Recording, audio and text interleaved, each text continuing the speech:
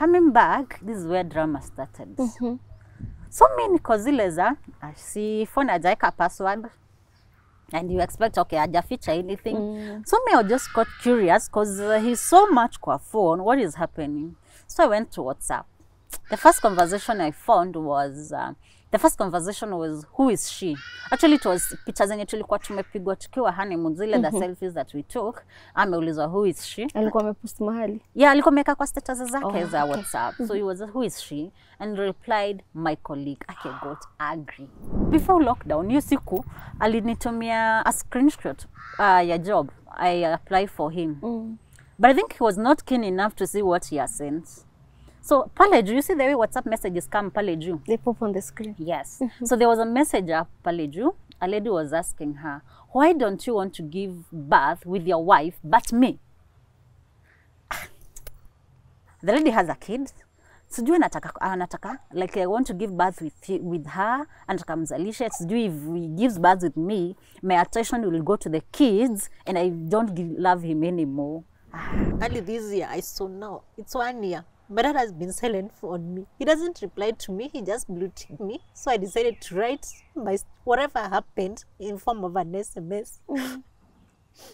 The only thing he replied to that chat is, "It's okay. Bye." Oh, no.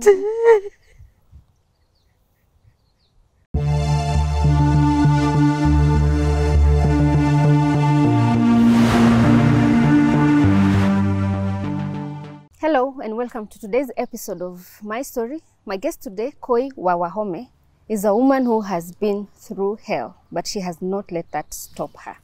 This lady, on her wedding day, her husband was flirting with women, not just one, many women. And she tells us how she found out and what she did next, and how her life was transformed to become a woman who inspires people with her story out there.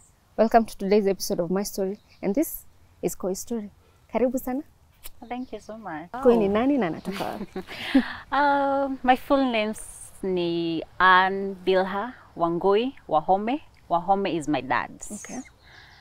Many mistake me for a Somali. I'm a pure Kikuyu. Which I don't get peace in easily. Anyway. I was born in Nyeri, Mathari Hospital. Partially raised in Nyeri. I schooled in several schools just because my mom is a teacher, because she could get transfers from one school to another. So by then it was provinces, social central to Rift Valley. But I can say the schools that I can say I schooled, there are many, almost 7. Wow. Horo Nursery School, Nyeri Primary Nursery School, Nyeri Good Shepherd. I'm a pioneer of Nyeri Good Shepherd. Then from Nyeri Good Shepherd I went to the first public school, Charetta Primary School. Then I went back to Nyeri Tatu Girls Primary School. Then Mohototo Junior School. This is from class 6 to 8. From there I did well. Actually my mom dreamt on what to get. She dreamt I scoring at 342, but I scored at 341. That was close. one mark, and I joined Morogoro Girls High School in Nyeri, where I did from Form 1 to Form 4. Yeah, and I joined college later. Okay. But right now we live, our home, where I call home, is Nyahururu, a place called Mohotetu. Okay. Yes. Before I joined college, immediately after Form 4, when you finish, by then ungamaliza shule, the only thing you could do was either be a teacher, a private school teacher. Yes, because there were no M-Pesas by then. That is when they were coming. So I became a teacher, private school teacher, without results. I was the youngest teacher, so I became a teacher. I taught for 1 year. I was teaching English, mathematics, and science. After 1 year, I got my first love. That was my first love that I got. He was the son to the proprietor of the school. So we fell in love. And when I decided to leave the school after 1 year, not really deciding, but this was my parents, because my mom's school where she was teaching was not far from where the school I was teaching was. So my mom could see there is something going on, and he was a student to my mom. And if I may say, we are somehow distance related, but no, hataki kuniambia right, but it's just wanted just to kukata, like we just stay apart. So I joined computer college in Kims. I did computer. But this time, after I left, I didn't know I was expectant. So I would wake up, go to school, and then the distance I would go to school from home to Nyahururu town was the distance to and fro was 800. So my parents were like, anything, like just we can pay anything. I come from an average family because I can't say I've lacked anything. So we'd go to school, and then one day I decided, like I'm trying to save cost for my parents, for them not to pay all this. So I told them, why don't I live with my cousin in town, or whereby I'll not be paying any fare, so I'll just be walking to and fro, just save that 800 per day, it'll be comfortable. And it was okay. Yeah. So I packed my clothes and went to Nyahururu. But I didn't go, I stayed there for one day, and then I went to my boyfriend's home. That's when we started living with him. So we stayed with him. My parents don't know, because by then hata simu was not that an issue. I think my mom didn't have a phone. I had a phone. So tukakaa huko, and then in the process, I remember one morning waking up, I wore a trouser and a top, and I'm saying, hey, it's fitting me. And I thought it is nimenona. And this day, my mom was coming to town, so they wanted us to have lunch, and then I found my dad. My dad sensed something, but he didn't tell me. Me niko sawa, I'm yet to realize I'm pregnant. That was around, now this is in that was in April, around April. So, and my mom went to Kampala, and as she was near the last week.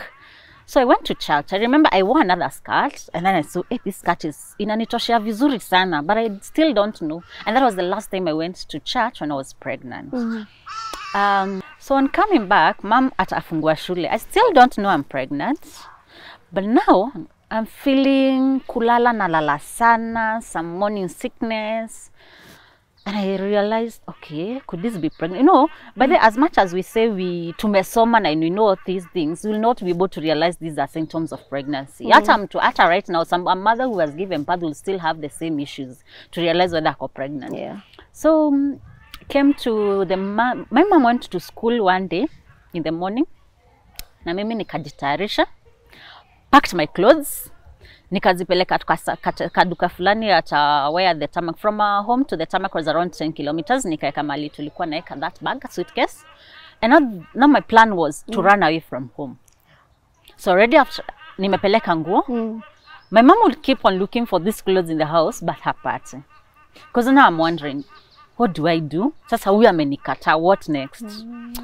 Then one day I decided, no, this is too much. Nasikia tu, I'm not okay. So let me go get tested for pregnancy. And actually I was I wish I'm pregnant. I went, got my pregnancy test, and it was positive. I didn't go home directly. So I went direct to the school where he was. Gave him the results. I was asked, ni nani? Hey. Like nilishindwa, what do I answer? From then out it became worse. Simu sishikiwi, what? Nikaenda home. I was so close with my dad. I'm a daddy's girl. So I was so close with my dad. I told my dad I'm pregnant. And it was not news. He told me, I was expecting you to tell. I was waiting for you to tell me. Does your mom know? No. I told him not to tell mom first. So I decided to go to, I told him, I told mom, I want to go see Shoji Hospital. And as it was, whoever is going to hospital from home, abebe maziwa to take to my uncle aunt who lives in town, so that itakuwa ndio inatumika hosi. And I was given. But I was not going to Nyahururu town. I knew where I was going. I was going to a hospital in Oljabet, in Marumanet. It's called Oljabet Hospital. So I went, and on reaching there, nikaambia dad, I've seen a pressure and I need to be treated. Nasikia hivi. So my dad asked me one question. This pregnancy, it's not growing inside, it's growing outside. How long will you hide? Yeah. So he sent me the money. And he asked me again, have you told your mom? I said no. I went back home. Maziwa nimerudi nayo. And the excuse I came back home with was, nimesikia vibaya kabisa, nimeshindwa na kufika huko. Kumbe, my dad has called my mom And actually not a call, it was a text. Amemwambia our daughter is pregnant. And my mom did not ask me a nani, because definitely alijua. She asked me, have you gone for clinic? I told her no. The next day, I was taken to clinic. My mom took me all, actually, I think I went for, you see, this is July. I'm around how many? March, April, May, June, July. I'm around 5 months pregnant. Yes. So I have around 4 months to go. I went for 5 clinics. And all these clinics, my mom will go with me. Wow. All of them. She supported you. Yes. I didn't buy any baby's clothes like Ata Moja. My dad, my mom are the ones who bought. When it came to, and all this time, this guy is not, sasa nimefika mahali, this guy is not talking to me. So mimi simu yangu ikakata, like switching on, nikaiweka mbali. I didn't use it for around 4 months. So on 28th November, that's 2010, I found a text. Hi, I wanted us to talk. I'm due in the next 17 days. Nothing he has done. No, nothing, like literally nothing. My mom, they had already enrolled me to NHIF because I could not be in their cover because I was above 18, and so they enrolled me. So even going to hospital to deliver I used my NHIF, so it covered for me. So I said, you want to come back to our lives? Sawa, and they switched on my phone. He sent me 500 shillings. I was like, for what? Because it can't pay hospital bill, can't buy clothes, it's 17 days, what is it for? Sawa. So we started just talking. On 14th, I was giving birth on 15th. So on the last 1 week, from around 7th to 14th, I'd go to hospital, and the doctor anytime would tell me, she's 2 inches away, let her not go anywhere. So I'd stay there, no napana. So one day got this, I see how the labor room, how these ladies are, I told my mom, no, come for me. I'm not doing this. No, come for me. So we went home. And still it didn't work. So we came back after now to, there's 2 weeks later and 2 weeks before. So I went 2 weeks later. That was on 14th. So I went to a scan. And but then a later time, like you'd ask what the gender is. And I didn't know you could know the gender. You have already known the unisex, ukoshago. So I was asked, are you not asking about the baby gender? I asked, are you supposed to know? Nikamwambia mtoto wako is already like umepitisha na 2 weeks, so you need to go for CS. CS. And I was like, okay. My mom has gone for 3 CS for the 3 of us, so I saw it. So, and actually for me, from what I saw from the labor room, no, let me go for CS. It's better for me. After that, and then I was told, after bringing the results, I was told, don't eat anything. Because I'm going for, already they have confirmed I'm going for a CS. But already, before I brought these results, I've already eaten, I'm full. So I went, I was told, come at around 4 p.m, at 5 p.m, you'll be going to the theater. This was on 15th December 2010. In case anybody forgot, this is a day Ocampo 6 Bahasha ilifunguliwa. Because after ilisomwa, that's when I went to the theater, and I took myself to my 2 legs. I have no pain, so I don't know what labor pains is. So I took myself, nikadungwa. So the only fear I had was that ile sijui you halfway. So that's the pain I had, the fear of that injection. But I got the full body. Okay. So I didn't know anything else, and I got my baby. My baby girl was 3.68 kgs. And siku niko na uchungu sana, so sikupatiwa. That was around, I got my baby at around 6:15. At around usiku nimetetemeka, nasikia baridi and everything. So the doctor comes and asked me, nikulete mtoto? And I'm like, no, I don't know what the doctor had. Aniletea mtoto, uchungu, baridi, everything ilishia hapo. My baby has, like, alikuwa na nywele, like, I love her bath, nywele yake ya bath ungeshika matuta 3. A lot of like hair. A lot. And I don't know whether it is true that if you eat eggs will make you this, because I was doing this. I'll eat egg today at our home, tomorrow nakula kwa shosh. Sinimambia nakula like siku moja na rukile ingine, so I'll eat today, kesho yake nakula kwa shosh. Zetu ziko sawa. So I'll do like, I'll eat every. I love the egg. I think that was what I was craving for. I gave birth to my baby. Nikamuuliza, I call him, niita mtoto aje? Call him the way you want. So my mom wanted me to call her Muthoni. But his mom was Muthoni. So I could not call him Muthoni. Because definitely, and the surname, let kasema, since you come, let atone muita, jina surname ni yako, tunaweza badilisha baadaye in case of anything. But I said, no, let me call him my mom, call her my mom. So I called her Nyakoya, which is my mama's name, and then the last name, nikampatia yake, of which later, with this CBC, I came to change. So tukapatiliana naye for life, I can say, no, when she was 2 days old, he came to hospital and gave me 3,000. So 3,000, sijui ni ya nini. These are CS Martha. There's hospital bill. Hospital bill. I don't know what it was. Niliita mom kamwambia mpatie. So that was, she's 11 years now. That was the last day atimwona. Akiwa 2 days old. 2 days old. So you went to college? Yeah, I joined college when my baby was 1 year, and I did my cooperative management. But when I was in my second year, I didn't like going to the school CU, so I was going to a church that was nearby. That was Deliverance Church Nyeri. And I joined praise and worship. And when I was in the praise and worship, you know, these Pentecostal churches where there's protocols, do this catering, what.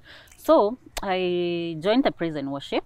And then there's this guy, because after first service, second service, between the first service and the second service, the praise and worship will go take tea just to prepare for the second one. So this guy was in the kitchen.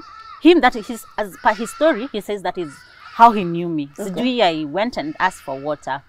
I don't remember that, but me, I remember there's a time we had the Deliverance Church Youth Praise and Worship Nyeri Meru was coming to Nyeri, so we had to cook for them. So I remember cutting dania. Me will know I will cut the whole dania like I will cut and throw this part here chini and cook the leaves. So I saw him explain to he was a chef. So he explained to us like you use this one to garnish, this one you cook. So I got interested and I'm like, okay, this guy is handsome. He's just cool, collected, he's just humble. Mse anapenda kuomba. And we will go for discipleship classes together. By then we were just friends. We were not even dating. Because even I came to, by then he was that person you could not know his relationship status. So the girl he was dating by then was actually my college mate and my friend and also my church mate. So even when he came to open up to me about that lady is 2017. I was already, okay, not really dating, but I was in a relationship by then. And he was trying to tell me at least niongeleshe the lady. So I remember even nakumbuka, pale free area Nakuru, that's where I was. And he called me the sister's line and we talked and nikamwambia itakuwa ngumu just to talk to that lady. So let me just do what? Okay, we'll see what to do, but all will be well. So the following year, tukakuwa tumekosana na this guy. So actually hatukukosana, but because now he's in Nyeri and I'm also in Nairobi, so ikakuwa we are not talking. And then he happened to just be open to me. So siku moja nikakuwa so stressed and wanted somebody to talk to. That was early 2018. And we started talking with him, tukaanza. Me, I'm not a chatting person, especially SMS, but we'll chat. SMS za 400 zinaisha, like zinaisha.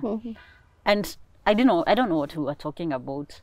So in the process, that is why we started even becoming more close. And around June, at least now, sasa tuko more close, and we are talking about even I can say we started dating from June, because I remember him asking about akamwambia mimi, if not a church wedding, then I'm not getting married. And he got angry. He said no, he doesn't want a church wedding. He wants kuja tukae. And I'm like, no, I don't want that. So and he akasema hapana, na tukakosana for like 3 days, and he said, then he came back and said, it's a wedding you want, then I have no problem. All this time, like me simjui, like me, I know this person I've known from 2012. No, now we are in 2017. That's first, he was a friend whom I knew very well. Now we have started dating. I can't say any like that. See ule mtu naniletea mushene, or I start. But if I can decide to investigate you, I'll not look for somebody. Mimi mwenyewe, I'll do my own investigations and I'll get you right handy. So I decided to like give it a chance, and we dated. And I didn't see any like hiccups anywhere. He lost his job, and I'm like, sina shida, even like tafuta job, and then he's like going to look for a security job, from a chef to looking for a security job, akanyoa nywele, and like if that is what he calls for, we fanya kazi tafuta, sini pesa, there's no problem. He then went to Isiolo. Me, I have no problem. Me nakupenda wherever you are. And I didn't see, but by the all this time, I don't have a feeling like he could be cheating, he could whatever. No, I don't have. So, come 2019 is when now he decided to make it official. Because I remember I was at work. The mom called me. And I didn't know it's the mom. So they go, hi, how are you? Fine. This is your friend. I'm like, my friends? I don't have this friend. And I thought, could be it's my mom's friends, because they normally call me, I assist them at work, and I said no. Okay, which friend? She didn't tell me. Okay, she told me I was just saying hi. Kasema, okay, sawa sawa. And by that time, I remember there was a colleague who had lost a mom, so we were planning the burial. So I thought it is the same people who are calling me. Kasema, okay, masalimika. And she hung up. So after hanging up is when she sent me a text. She told him, Mimi ni mama, now the guy. And I'm like, okay, whatever I talked through, this was just an exam. But she just said, okay, kasemasa. Then she told me, I want to meet you with your daughter. Remember the guy has not taken me home. So the mom said, I want to meet you. They live in Sultan Hamud. So Mimi na mtoto, we went to Sultan. So we stayed there. We stayed there for one day. We spent there, and they bonded with my daughter. She's a very nice mother. And she told me one thing: mwanamke ni kulinda boma. Make sure you know each and everything yake kwenye iko. And we went back. Then I went again around April, again to her home, again with na mtoto. He's still not there. Remember now, hatujapata, yes, yeah, amenipeleka kwa man, so it's me and the mom. So I went, I talked to the mom. The mom told me, remember this time, I think it's now that I'm seeing, there were red flags, but I ignored. So we were to put up business, and like to agree, this is a business, what do you want? Beauty shop? Sawa. And I wrote down all the details, all the prices and the things that you require, and I gave him the list. Kumbe, after I sent him the list, he gives it to another lady who was in the same church I was going in Nyeri. And this lady, they agreed. And for me, he told me he's going to Nyeri to look for a place to place the business of a hotel. Because me and nilikuwa nimeachilia ni hoteli. And he told me ajapata. So kumbe he went, at that time he went to Nyeri, he took a shop, like rented a house, put up the business, like nails, whatever, and employed a lady just to hear from the people. You know, we have mutual friends because we came from the same church, only to hear that they had something with this lady. So so even coming to know about the business was, he told me one day he came to visit me in the evening. He told me, tomorrow I'll be going to Gikomba to buy some towels. I'm like, za ile biashara ya Nyeri. I'm like, which one? And from there, I can tell you any business he did put later, I didn't get concerned. So the mom told me, that time I went to Sultan, told me, mwanamke ni kujua kila biashara mahali iko. So she told me, are you aware he has a shop? And I'm like, no. But I had given him my idea. Actually, can you go to that shop and see, go to Nyeri, see what is happening there? That's now your mother-in-law. Yes. Wow. Because the mom wanted to put him a business, but now ameambiwa. I think the sisters are the one who told him. Twende. So we went there and saw the business and got the lady. Do you know that business for 3 months made only 150? And the reason why I didn't follow up is because from the word go, you didn't tell me about. I just went for the respect of the mother, because you've told me to go and see. But every time you ask, she tells you 150. She's making 100. She has made only 150 shillings. And these Q-checks, they are already used. But okay, me, I just went, saw the business, and it was closed after 3 months. And the mom opened for him another business, a hotel business, which I didn't ever go there. I didn't even go eat. And it was uko Ushago. So me uko Ushago, okay, they have another home in Thika, with Tanga. So I would go, napita hoteli, nachukua boda na naenda kwa nyumba. Like I didn't bother. Because anytime you give him an idea, he's in the hotel. It's not that busy hotel, it is Ushago. And you have 2 employees and yourself. What for? And you could be saving these people, you're paying 250 per day. It's not making sense to me. I was giving so many excuses. I said, you know what? I'll never ask you about that business. So as a process, I planned my wedding, and I can say it was my dream wedding. This time wameenda Rorashio, wamekuja sasa hata home. So this is after, that's 1 year dating. So we went home 20 April 2019. They did the introduction. So from there, we started planning our wedding. But actually, I started planning my wedding before, like the whole of, I didn't want to rush. And at planned, the wedding, we should have it in 2020 in April, just to have ample time. I got all the vendors, got everything that I needed, because I wanted, like, sikuwa nataka to engage people in their money and whatever sijui committee. Actually, for my wedding, I didn't have any wedding committee. I didn't have. So we planned, and we did a pre-wedding. And this pre-wedding was from their side. And the mom was, as I say, like, I respect the mother so much, because we were really supported from the mom. And we happened to get the money, and I was giving it in bulk. And you know, this is somebody who is famous from there, and sasa ile pesa nilipata was ilikuwa pesa mingi. And it is cash. It is on a pre-wedding was on Saturday, so there kuna bank, and we were going back on Sunday. So kuna bank ya kwenda to bank, and even this money could not hold the M-Pesa, like you get into an M-Pesa. It started drama stage Sultan. Nataka kwenda na matatu. Like, we're going with a matatu. People know nyinyi ni watoto wa nani, and what you're carrying. It's already in the evening. What do you expect? It's not so one cousin, who happened to be my boss, decided want to give us a ride, but he doesn't want. Nipatie yangu, ikanza like drama kwa stage. Me, actually, I broke down. Nililia tu hapo. The sister is the one who told me, the elder sister, acha kulia na akamwambia wacha ujinga, let's go. He went, but he was very angry all through. And if I may take you back, hii planning yote ya harusi, pesa yote, anything that I needed, I would call mom, his mom. Tunataka pesa ya kadi, this is the budget, this is the money. She said, this is pesa ya suti yake, ni pesa ngapi, this is it. Mamake ananitumia. Remember, it's not him. I don't know. Kama kuna pesa ilipitia kwake sijui alitumia wapi, because for me, like, we even sat down and budgeted this money ilienda wapi. So the money went, like, I would get each and everything. Tukapanga harusi.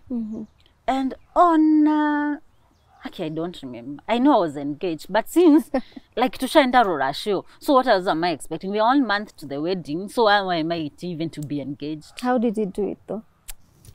This day I wanted to meet my photographer. Actually, the reason we were doing with my photographer, we wanted to do a video invite for the wedding. And I want to meet the lady who was doing my decor. She was expectant and she was due any time. So I needed to meet her. Tukachelewa ku meet that lady, and then she has got on time. Photographer kachelewa. Kumbe, okay, he's in communication with the two of them. Me information ya niko nayo na photographer ni tofauti na ile wako nayo. So when we were here shooting, doing our shoots and what, so me remember was like, okay, let's take a shoots for you. I'm seated and he's behind me. So like, wake up, now you can turn and check behind. I just found him, okay, Missy, I don't know whether it's because I was still angry, because I was totally mad with him. Totally, nilikuwa nimekasirika yangu yote, because even that day, I remember I went to we went to and it was in Kahawendani. There's a place nilingia kwa ditch, mguu imeumia, mkono imeumia, like I was totally angry. Okay, yes, there's that kind of excitement because I was not even ready for it. It has gotten me at surprise. It's very hard for you to surprise me. Very, ningumu, because I'll suspect you. I think even I didn't, all through he was asking me for my ring finger size, whatever. And if you ask me, najua obvious. And then on a time, yeah. But one day, a guy called me.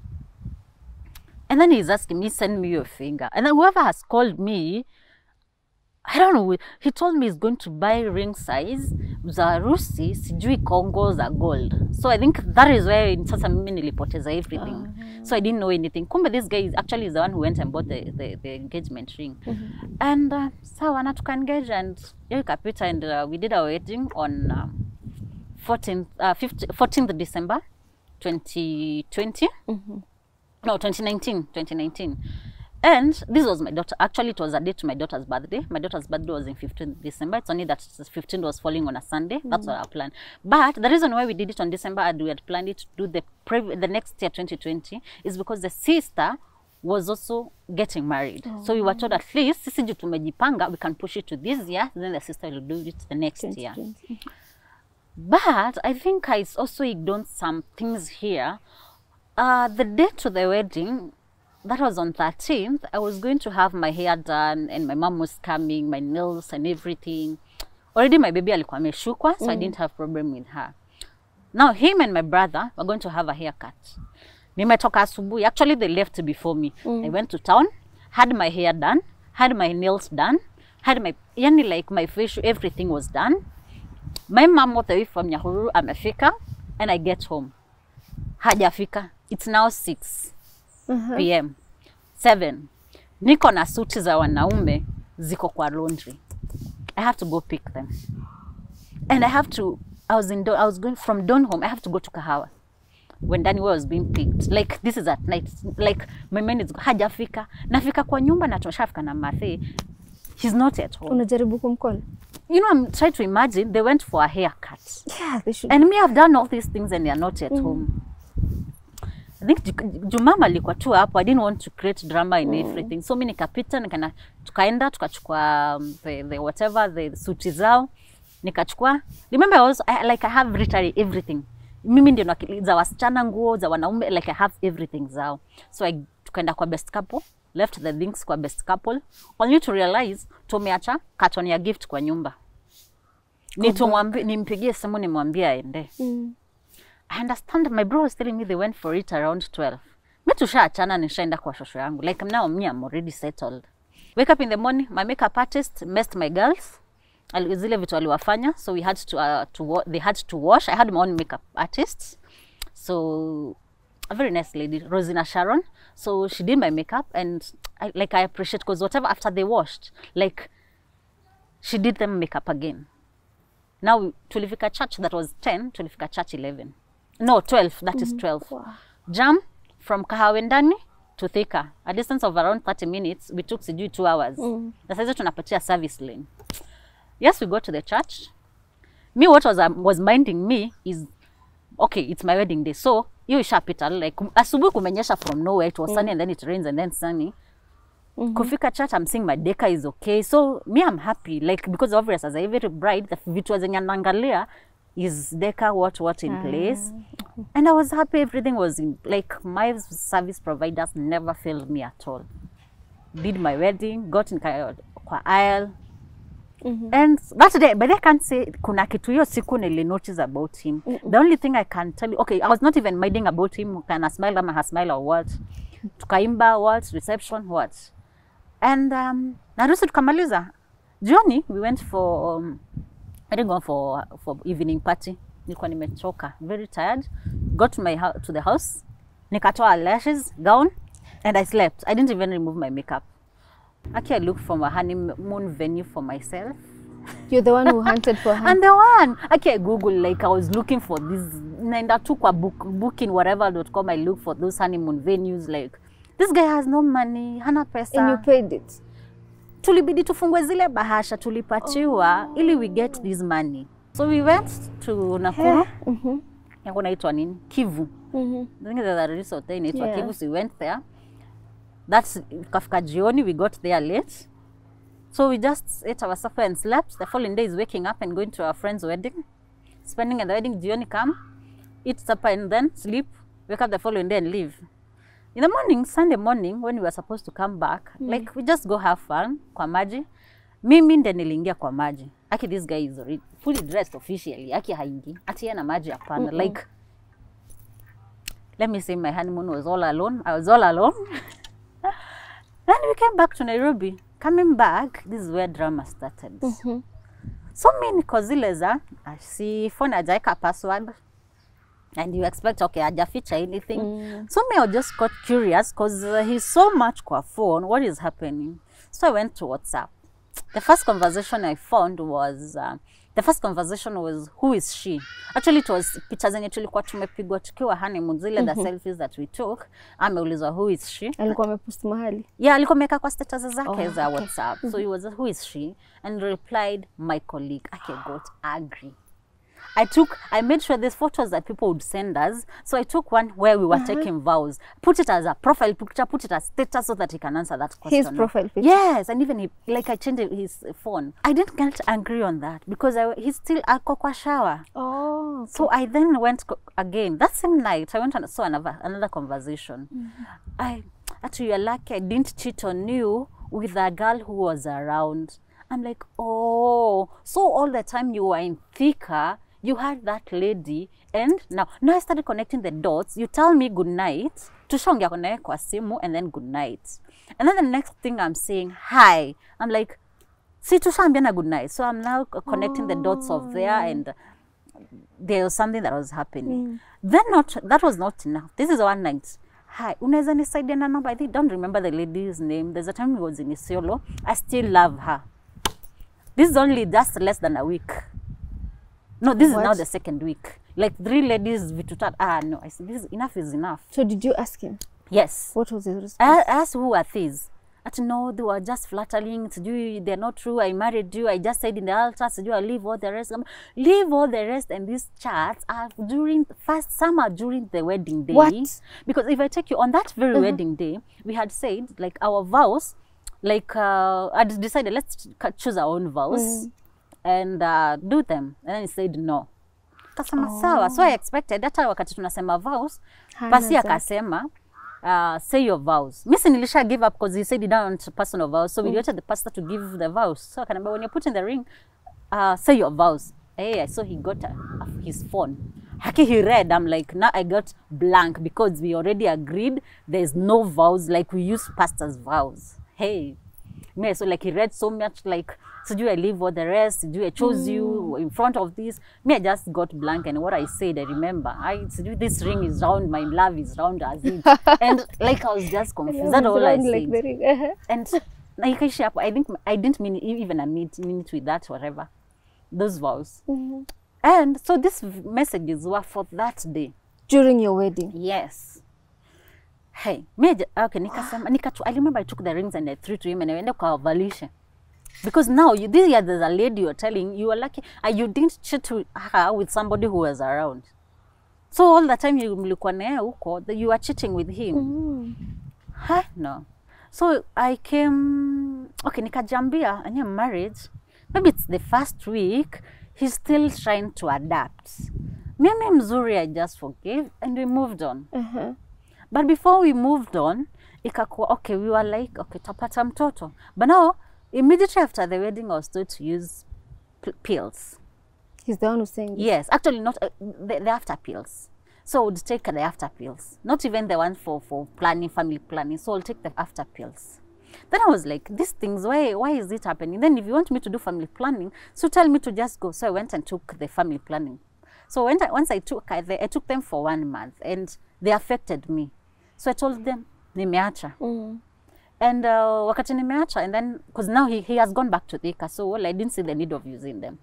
Now it reached a place nikambo sezi pata mtoto. Remember you've told me to use pills, then you're telling me I can't give birth.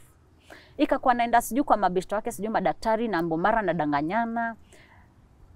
Ikakuwa hapana. So one day I woke up. See, I've seen the charts. I went to the gyna. Nikaenda nikafanywa scan yangu yote, nikamletea. I pulled up the report. Nikamwambia, the lady told you to get a scan report. Sitaki kukupatia pressure. It is expensive. I have a medical card. Shika. I've taken out the report. Wapeleke. Because obviously you can't manipulate that scan. Yeah. Wapeleke. Wako no, I didn't say that. Nikamwambia, I'm not mad. What is this? So he was telling people that you can't have Yes. kids? I gave him, kama chukua, enda, wapeleke. They analyze it for you. Hey, mi nikasema enough. And in the process, before lockdown, hiyo siku, alinitumia a screenshot ya job. I applied for him. But I think he was not keen enough to see what he has sent. So, pale juu, you see the way WhatsApp messages come pale juu? They pop on the screen. Yes. So there was a message up pale juu. A lady was asking her, why don't you want to give birth with your wife but me?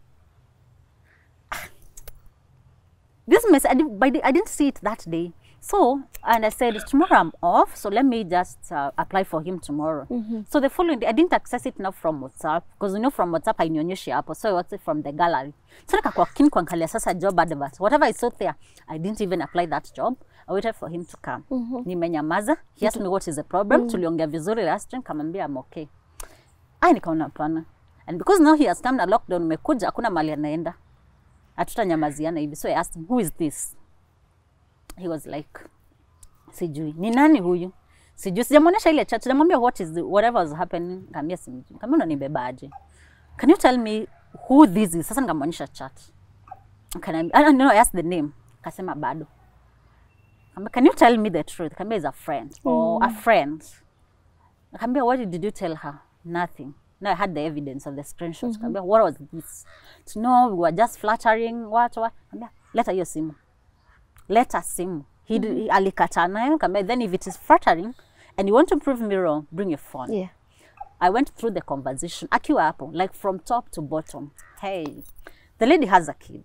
And actually up to date I have that lady's number. The lady has a kid. Sijui anataka, like I want to give birth with her. Anataka mzalishe. Sijui if he gives birth with me, my attention will go to the kids and I don't love him anymore.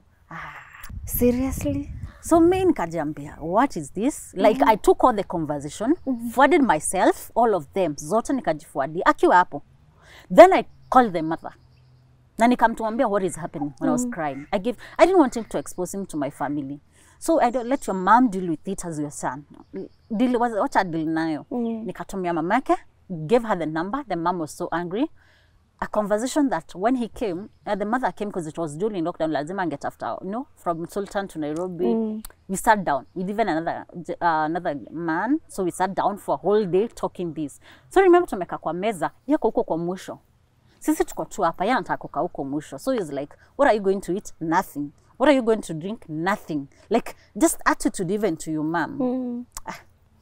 Tukaongea hapo. And there's one thing I told them, mom.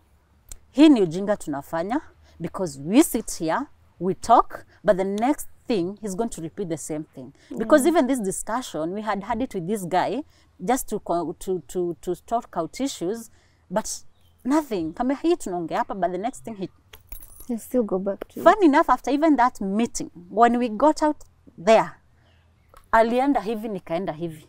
Hamkurudi nyumba moja? No, tulienda kwa nyumba moja, but ni hivi. He doesn't want to work with me. That's one lady. We are now dealing with the fourth lady. And how many months into marriage now? This is in July. So the sister's wedding was in August. So tuka cool down, and it was that invite wedding. Nikaambiwa, he came and told me, hii wedding ni ile ilikuwa sijui ya 15 people in church. Kakwa, sijui hii wedding, sijui will not go. Sijui ni mimi because I'm walking down my sister. Then there's my mother. Akahesabu. So I was nowhere. So the mom called me the day to the wedding. Akaniuliza, mmejipanga aje? The mom is one calling me. Hata kama nilisikia church imejaa, so mimi nitatafuta Uber, tutapata na reception. Kabia, who said so? You are my kids. So why should you not go? So the mom sent a guy to come and pick us. And we went all the way to where the bride was being picked. And we went to church. And after Rusi tukapigwa picture, and I remember that day the mom was very happy, thinking like we are happy. Only that he didn't know what was happening. Like, nile tu nataka kuportray picture outside. Because after, I called the mother. Because now I found another conversation. That now, unasikia siwezi give birth. Now there's another one that I'm lying. Huyu msichana anakudanganya. Hey, take her to a gyna. Gyna is not cheap. Because kumwona tu wenyewe it's consultation I think 4-5 ama 5. And now the test and whatever, it's another money. Nikajua unijui. I still have my cover with me. I'll just go. Nikaenda, nikamletea results tena. They have the report. He says no, that's not what he did. Kasema enough is enough. So September nikaenda kwao Ushago. Because I work from home, so I went to kufanyia job huko. Now there's lockdown, hakuna watoto wako shule. So we went, nikaenda kukaa kwa Ushago kwa. I stayed there for around a week. So nikiwa huko, my brother, I had a house help. And the house, I remember I saw something queer. Nimekaa hivi, amekaa hivi, and then I see the house girl from here, and atukua remote from here. This girl had stayed with her for 3 years. Now, this is not okay. So I told the lady, now that I'm working from home, let me just give you a break. Where end that too. But she was a very nice girl. She got married because even she talks to us. Okay. Okay, she was not that young because alikuwa na mtoto alikuwa, I think the son is doing form 4 sai. So akaenda, but nikamwambia bro will be coming, and he sent me the money ya bro to come, and I sent my bro fare. So when my bro came, the story changed. That I told my brother to come without him knowing, and he's the one who has sent fare. Surely. Tumeenda kwa Reverend, we have discussed all these issues, and this, okay, he said this lady ati alikuwa na flat na yeye is married. I don't know. You know, alikuwa na ile kitu ya kuita everybody a sister. Only to remember, to kujua, these sisters were the exes. The sister thing is the exes. And around September, you know the way Facebook, you chat and then email inakutumia like there's a conversation happening, but you can't read the conversation. So I saw a conversation frequently happening. So no, he happened like there's a product he wanted to kujitoa kwa surf. So we logged in. He didn't have a bundle, so we logged in his email in my phone. So after even tumemaliza, I didn't log out. So I would see some chats coming in and I'm not talking. Tukaenda kwa ushago around Christmas. And I decided, niko home, nafanya job kwa. So nikamwambia, nisaidia na phone. Nieke line yangu imezima. So he gave me the phone and nikaangalia, like he left, I'll step out. Right time, unajua hata ukinipatia, you know I'll still have the conversation with me. So I would read and nikasoma haraka and I saw everything they had planned with that lady. Okay, that lady had told me hi, alimwambia hi, and he responded. Actually, he didn't respond hi to. No, the lady said hi, I like you. The guy did not respond with hi to. Alituma mobile number yake. And they planned, he was ready. Yes, he was ready. And it was a mama, of course. Akampatia number and they planned how to meet and when to meet. Sijui kama ni good luck, kama ni bad luck, what I'll say. Phone ikaanguka na ikavunjika. Like ilianguka tu kidogo na ikavunjika simu yake. So he was to come home on a Wednesday. So me, I went back to Nairobi. I came back to Nairobi on Sunday. So he came back on, he was to come back on Wednesday. But Monday namuona. Nashanga, why today? Nataka kuhamisha Cs. The Cs was, yes, alikuwa na hama. But I told you, mimi, nikitaka kukushika, I'll not just ask your friends or someone else, but I'll do my own investigations alone. So already, nisha soma conversation, I've known what is happening. And he's not aware of that I can read these things. So kumbe washa plan wanapatana. But now, because sasa simu imevunjika, it's just he walk into a cyber and wachat huko. Sasa, akakuja. So unaenda wapi? Not the following day. Unaenda wapi? Uhamisha Cs. Already, and then sawa, I called the sister. Si hana phone, I called the sister. Unahama leo? Hapana, hata nahama kesho, nishaita watu wanipangie. Yeah, okay. He left and akaenda. So jioni, he came back. Mulihama? Yeah, tulihama. Nilienda Transami. I think he was just like, even Transami you've never mentioned to me who's, I know Pipeline there is your cousin, but now Transami ulikuwa nafanya nini? Kumbe alishinda. I have seen every conversation there in Kitengela with this lady. I don't know whether they managed to meet. I don't know. Because me, I got pissed off. So, me nikasema enough is enough. On 28th, and even on that December, if I remember, after lockdown, I decided to go to church the first day. And I remember making a prayer to God and told God, if this marriage was to end, please do it now. Let it not go to 2021. If it was to continue, just make things right now. So on 28th November, that's when I packed. I said enough is enough. What made you decide this is enough? Now, there's nothing important we talk in that house. Okay. It's wasichana, lady after lady after lady. Remember, hizi jobs ako nazo ni the mama amemtafutia. Okay, on 6th December, that is, they came home for an event. And this event was taking part at night, and we, like, it was my aunties, my cousins with their spouses, because it was just, come kujeni, we have our event at night, and then the family gathering, then in the morning we have our devotion, then Thanksgiving in church. So many shanga, he says he can't sleep at home, but now this day he comes with clothes. I'm like, what are you coming to do? You said you can't sleep. Yeah. So in the evening, akasema akamekuja kwanza amekuniambia hana pesa, hana fare. So why were you coming if you don't have fare? What was you expecting to go back with? Nikajua nikatafuta my shosh who lives in Kawendani, came with them. Wakiwa kwa barabara, he calls me, hey, kizungu sitawezana. My shosho has raised the kids in US. And not that ni wadogo, they're my uncles, yeah, they're my uncles and my aunts. So they're not young. So that is the life. And even at the home, even my late Guka would speak that English, and we loved him so much.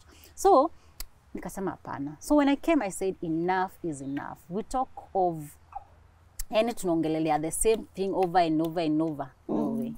I packed my things and I left. Like, nikaita caretaker. Because you see, he's not helping me in anything. Was he in the house that time you were packing? Of course. He slept even in that same house. And I'm waking up kufunga hiyo mattress na hiyo kitanda. So I wake up in the morning, I call caretaker, anifungulie kitanda, kaniza mbona unaenda kutafuta caretaker na niko hapa? Kambia, oh, right, sawa. Fungua. Alifungua kitanda, tukafunga vitu zote from 6th floor to ground floor, ananihamisha, zikapangwa, and I left. He's not even pleading with you to like try and salvage the marriage. Before, no, sasa after kila kitu imeekwa, he's now here. I'm sorry, sijui, no, sijui, I don't know why, I don't understand your prayer ilikuwa kitu gani. Juu aliniambia tuombe. I don't understand what that prayer was. Because I told him one thing. This is what I want you to do for me. If, what is the, nikamza, who is that Mary? That lady alikuwa ameenda kuona. It's an elderly lady. What are you going to do with Mary? No, ni biashara, ni job. Now, if you want to prove me wrong, just show me the messages. And if the perception I have about that lady is that you're not in, is like you are just in business, I will remain. Nitapanga vyote unazirudi kwa nyumba. But if it is not so, then let me go. Give me your phone. Alikataa na kakataa. And then you know what? If you know you were genuine, why have you refused the phone? I've gone and I'm gone. Na nikaenda. So while you were living with this man, how was the relationship between him and your daughter? Like a stepfather, stepdaughter? Okay, my baby loves people. Like, anapenda watu. So you could muita, alikuwa namuita dad. But it came to a point, mtoi amekuja amemrukia. Nana tu ile tu, she's her height na I think sijui akamgonga akamwambia amemuumiza.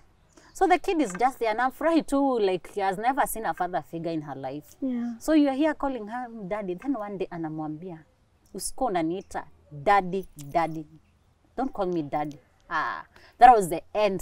Like hata mimi, my love for him ilishia hapo. Remember, trust ilikuwa ishaisha, was just cohabitus, because even sometimes when I sleep in my baby's bedroom, ilishia hapo. So on April 20 last year, 2021, I went on leave. I'd not gotten time. My job is so involved. Yes. So you know, I work from morning to evening. So jioni ni mimi na mtoto kupika, kulala. So I didn't have time to even think of these things that was happening. Because even when I was leaving, I remember I left. I was working 4 hours in the morning, then another break for 4 hours, and then 4 hours in the evening. So during this break, ndio nimehama. So it was because I was just from a different flat to a different flat. So this time yote hakujua. Like I was, ilikuwa tu time yangu. So when I went on leave, this is when I started reflecting. I would cry like, why? And actually I'm not crying because I've left my marriage.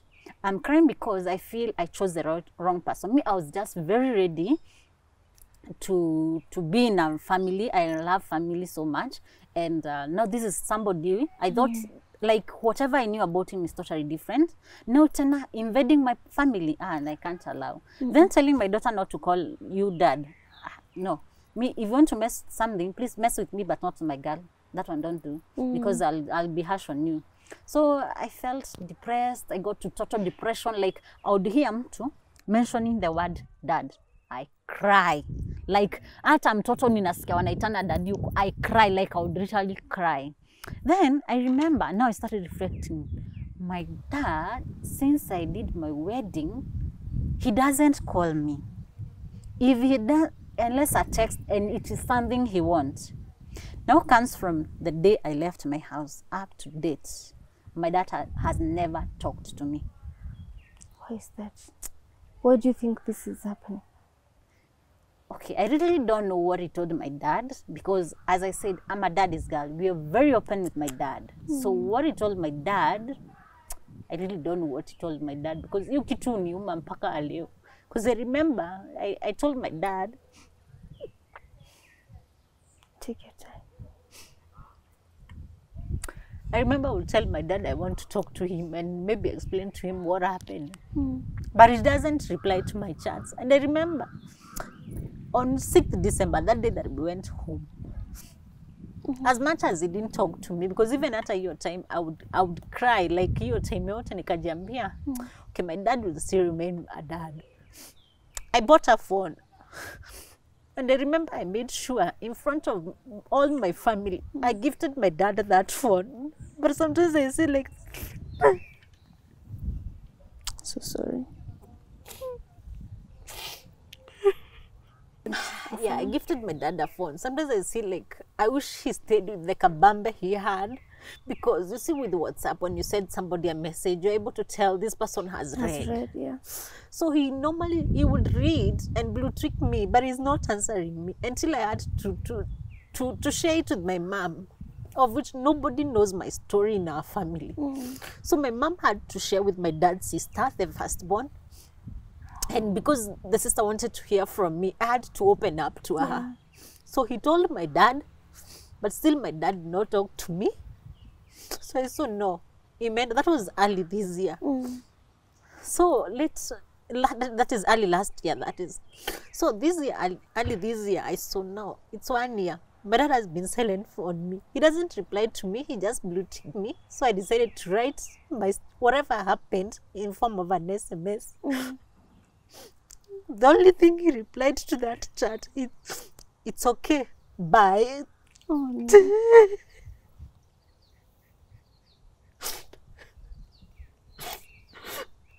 So sorry. That's the last time you heard from him. So the last time I saw my dad was on 6th December. Before that, I saw him during my wedding. So in the span of 2 years, I've only seen my dad twice. And that is the only SMS he replied to me. It's okay, bye. And that's me knowing that me, I've been a daddy's girl. Like, hata mom akitaka kusema kitu, he normally say, like, if something atanitumi ndi atatuma. But now, I haven't seen her. I can't send, I can't do anything. I don't know what alimwambia. I still don't know. Right now, kama babako ana watch he episode, what would you like to tell him? What would you like him to know about your experiences and your situation? You can talk to him. Me, I love my dad so much. I love him so much. Being that he was the first person to understand me when I got pregnant, when most of the parents normally chase their girls. Me nampenda. Because even when I was expectant, I remember he left everything and he stayed with my siblings. Yeye ndiye alikuwa anawapikia na wafanyie everything for 1 good month. All alone with my siblings, just kukuja tu wanikalishe. So me dad, I don't know. Me tunampenda, tuaju tunampenda. Me, I have no issues with him. I just want to know, mi nilikosea wapi? Was leaving my toxic marriage maybe hurting him? Because I can't say it is finances, because I didn't ask a single finance from my dad to finance my wedding. Actually, I don't think even my parents can say kuna shilingi walitoa hivi to finance my wedding. Because me, I was like, me, I'll do for you everything nataka. If it is dressing you, I'll dress you. Kama ni kukuja hiyo gari, mimi nitalipa. Whatever you want. Kama ni kulala, I'll do everything for you. I don't want anything you suffer. Mi sitaki kuwa involved. So I don't know what, I don't know. Ajue tu mi nampenda. Because even today, it hurts me when somebody, because now even it hurts me double. My kid doesn't have anybody to call her daddy, has no father figure. Me, sina mtu nitaambia daddy, so I'm just like that person. So no, ana mtu wa kuongelesha. So I feel scared. I don't know. At the moment, when you try to talk to your mom, is she saying that, you know, why that your dad is behaving this way? I'm one person who keep things to myself, and who ananyamaza, because you see, even I'm not the one who broke this news to my mom. It's my mother-in-law who told my mom. Mi hujinyamazia vitu. By the way, for you to know about me, it will take time. It will either I'm going that stage imeisha. Because even when I went to depression, they don't know I went to depression. Total depression. I was taking, my job is one that took me for counseling. Oh. I was on sleeping pills. Like nilikuwa my baby is the one who was there with me. Like alikuwa hapo. She would see me nimeshika simu and I start crying. She would stand there. So anytime ameona nimeshika simu, she's like, hiyo simu mam kata. If she see nimeenda bedroom na simu, niambia mami sikuachi unaenda kulia. How old is your daughter? She turned 11 in December. So she's just that person who has been, she knows any shida napitia. Because even watch out for watoto nakwambianga ninunulie my baby, if she wants something, she starts with a statement. Mom, ukipata pesa, utaninunulia hii. When I bought my car, my baby would pray every day. Literally najua sina pesa, but she would pray, Mom, God, give mom money. And even the month that I bought a car, I didn't have money. I don't know where it came from, just like that. But I told, she would pray. That is the thing, the first thing she would pray. Anything, hakuna. Ile siku mami tutapata pesa mingi, utanunua gari. That's what. Ani, she's just my niye tu anakuanga tu kwa life yangu. If there's somebody who can tell you, mommy goes this and this, mommy knows, akajua, mommy is any to love. She's the only person close to me. Yeah. Na sasa unataka uambie your daughter a message. One day she'll get to watch this. So I want her to hear. Mimi nampenda. Na mimi nakupenda. Actually, my baby is called Precious Rose. And it's not just a name. She's just a precious baby. And when I gave birth to her, nilipitia so much with her. And just like a rose flower. By the time a flower used to be that rose flower, huwa imedungwa. Imedungwa, and after all, it will just still be a beautiful flower. So that is my baby for me. Yeah. So that is, she's just, she knows I love her. Nakapenda tu, I love her. Like I'm just in this life, I'm giving her the best. The best. Looking back, when you started off, if you knew all these things that you know now, would you have changed anything? Do you regret taking any steps, you know, through your marriage, dating life, everything? Okay, even knew the true, definitely you don't know the true colors of somebody until you get into the same house with this person. But if these things were to be revealed before, I wouldn't. I wouldn't. Okay, there are things when your marriage is not easy, you sit down and talk. But now whereby you're talking and nothing is changing. Yeah. Because I love, and even right now, if I ever get somebody who is going to love me, and I'm going to love back and love my kid, I'll still get married because I love family setup. I love family. And I love to have the best of it. But this time around, not with somebody who is starting right from fresh. No. Your experiences have obviously affected your perception of marriage life, love, dating. Because what would you say has been the biggest transformation in these experiences? Nini imefanya how you view marriages now going forward? First, being that I'm a single mom, I'm introducing somebody to my baby to somebody. Yeah. You know, somebody who has not been into marriage will see, yes, atampenda mtoto, but I've seen people whereby they love, but after amepata mtoto wake, like this one is set aside. So I got to a perception, yani mimi, mtu ntao atanioa, come with your kid, a widower. Whereby I know that kid also needs a motherly love. And my daughter needs a fatherly love. So you know, if you lose there, you're losing here. So we just need to be that. Yeah. Speak to that woman who's probably still stuck in a toxic marriage. what would you want her to know? What decisions would you prefer she makes, or advice? People stick to marriages, especially wale watu wamefanya wedding. They just like, we did agree, we used money, we did everything, and you're there waiting for somebody to change. Mine lasted for 1 year only. But it's because first I loved my daughter. Her happiness comes first. My happiness comes first. Because the moment you are happy and you have a sober mind, that's the only time you can make right decision. Without that, you know, you see somebody is going to change. By the time you're realizing it, ukona watoto umeza, watoto wanakufunga, and sometimes people stay in those marriages in the name of watoto. But what you're doing more harm to these kids than the goodness, because you'll find it apafika time unaanza kublame, why are these kids not performing in school? These kids are not stupid. They can see what is happening in between. Hata kama you're not fighting in between, they can see there's a connection. But they'll go in school, what is happening? So by the time they realize, you've already messed up with even their brain. True. So you better mind, if you mind your happiness, mind the kids' happiness. Yes. Okay. Don't stay there ati kwa sababu unafurahisha mtu. No, your happiness comes first. Marriage is not a ticket to heaven. Wedding is not a ticket to a successful marriage. Yeah. Yes. Okay.